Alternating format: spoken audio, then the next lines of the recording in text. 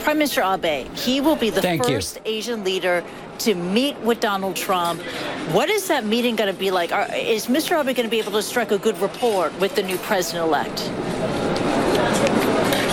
First of all, the timing was very good.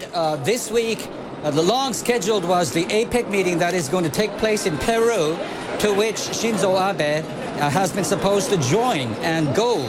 And we will have to stop over for refueling in the United States.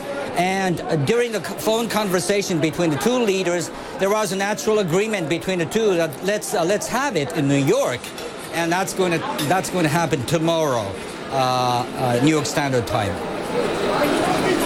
Okay, but your thoughts about the personalities of these two leaders when they sit down and talk? Is this going to be a friendly encounter? This is going to be the first encounter, of course, and I can tell you, Mr. Abe, Prime Minister Abe, has been very much thrilled and excited to see President-elect Trump, because he is looking at a long-term calendar, sort of, that in 2, 3, 4 years even, that Shinzo Abe, Prime Minister Abe, will have to work with President of the United States, new President Donald Trump. And I think this is going to be a very good opportunity for both these leaders to get to know each other well.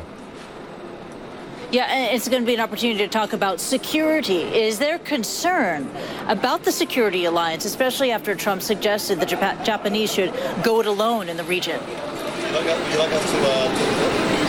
Well, in terms of the cost of covering the U.S. forward deployment, Germany covers 23, Korea 26.